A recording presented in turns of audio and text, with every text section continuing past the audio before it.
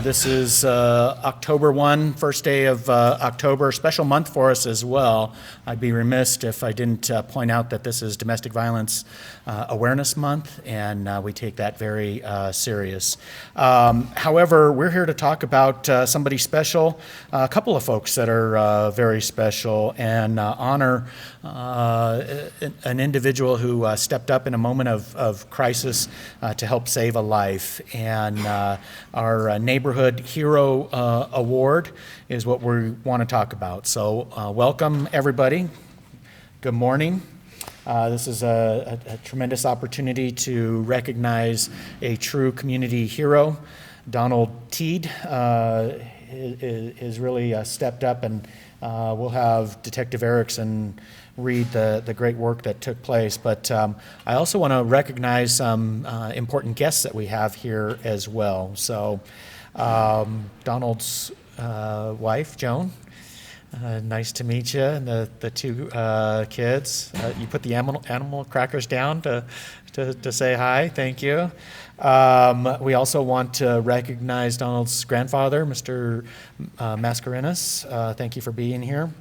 Also, the other hero in this equation, and that's Luis Dominguez, who was shot and nearly killed, but he survived in part by the quick actions and heroic actions that Donald took that day. Also joining us today are Luis's mother. Hello, thank you for being here. Ismaela Balon. Nice to meet you, as well as Luis's sister, Melissa, right? Thanks for being here. We appreciate it. None of this recognition is possible without the Daniels Fund. So the Daniels Fund gives us an opportunity to really recognize heroes within our community, and both of these heroes stepped up when they really could have taken a whole different path. The philanthropic efforts that the Daniels Fund provides helps us recognize the amazing people that help us in our community. So with that, I'm going to ask the real police officer, the real investigator, to really talk about what occurred on this evening. So Detective Todd Erickson from our robbery unit, please come on up. Thank you, Chief. Thank you. Luis, thank you for being here. Donald, thank you for being here. It's been a pleasure to get to know you guys under the circumstances.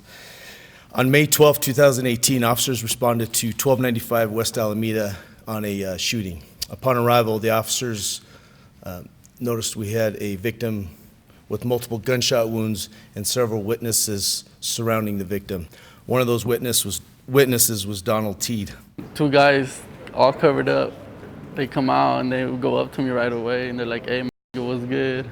And that's when other shows me the gun, and I was like, "Hey, bro, if you want to take everything, take it." That's when one of them hit me right here in the face, and my first reaction was hit back, and I did, but I hit him right here in the collarbone. That's when he kind of like ran towards the car and started screaming, "Hey, you shoot this, you shoot this." That's when the other guy shot me in the back first. And then that's when I felt like a heat, so I was like turned around, and that's when he kept shooting, shot me right here in the neck and I guess my stomach. And then after that, I just remember going towards Alameda, the main street, just waving my hand, making sure someone can see me. And that's when I just collapsed on the floor, and that's when Donald came out of nowhere and just started putting pressure on my back when I was gushing blood out everywhere.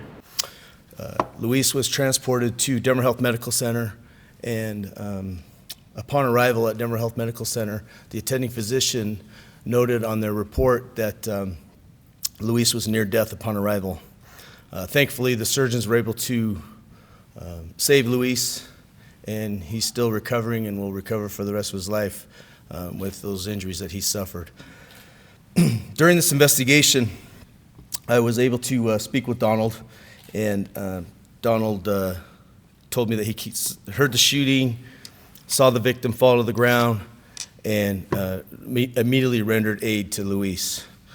He went over and put pressure on the gunshot wounds on Luis's back. Donald has said he grew up in a military family and had some background in first aid, and so he knew to do this. Just basic first aid. I mean, always best thing to do is stop the bleeding and just to keep someone calm and make sure that their breathing's all right. Keep them conscious. All I remember was yelling at him, "Don't put pressure," because it hurts a lot. And he's like, "No, I have to. You're gonna lose too much blood." After that, I just felt a lot of blood coming out of my mouth. I was like, "Oh, I need to focus on my breathing right now." The ambulance came. Everything came like a minute right away. So everything felt planned, like it was supposed to happen. Help me, don't let me go. And it's like, I'm not leaving. I ain't going nowhere. I don't know. It's just one of those things that I hope if anyone else is in my position that I was, that they would do the same. If it wasn't for Donald's quick action and knowledge, Luis probably wouldn't have survived. Clearly a heroic action, and we appreciate that.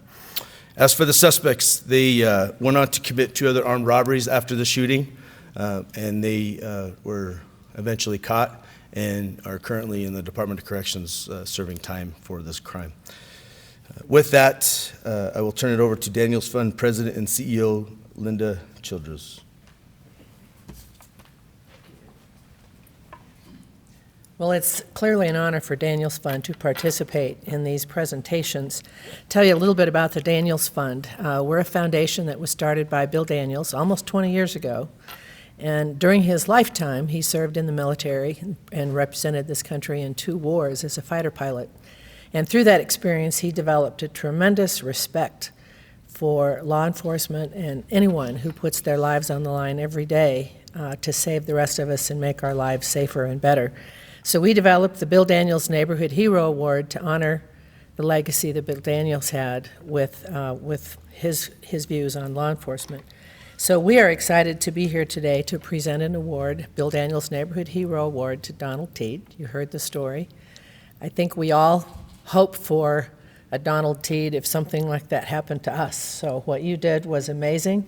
And on behalf of all of us, the Daniels Fund would like to present you with a little plaque, a real check for $1,000, and a photo check for $1,000. So would you like to come on up? Chief, you want to come on up too? You come up here too. No, you come up here Come too. on up here, yes. Step to the side of the podium, okay. You can't catch this, but here's a real one. Have the award?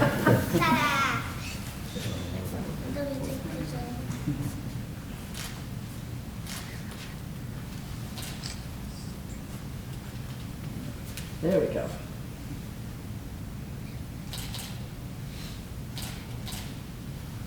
Don, would you like to say something? Just hopefully someone meets someone like me in this situation. Stand for the microphone. On the hair so they can hear on the TV. I just hope that if anyone else ends up in his situation, that someone goes to his aid like I did. Thank you.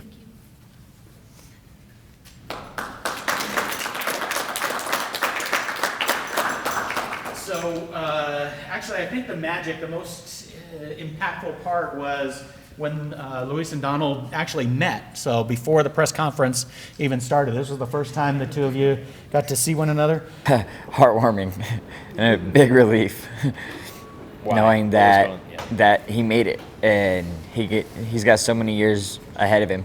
He's got a long life. No, I felt good. It was relieving. Yeah, it was relieving for sure. Why? Because I found out who the person that saved my life was. Luis, do you want to say anything at all? I'm putting you on the spot. You don't know what to say?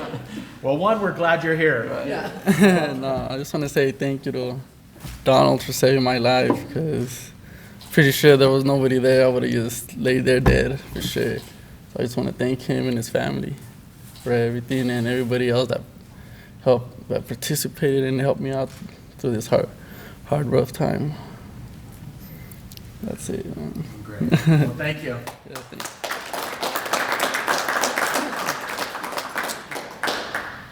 Any questions?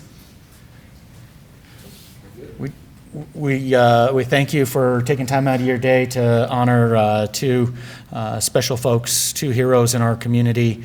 This is an example of what this city is all about. People with big hearts that are willing to give back, to get involved, and we're thankful that both are here today, so we appreciate it very much. Take care.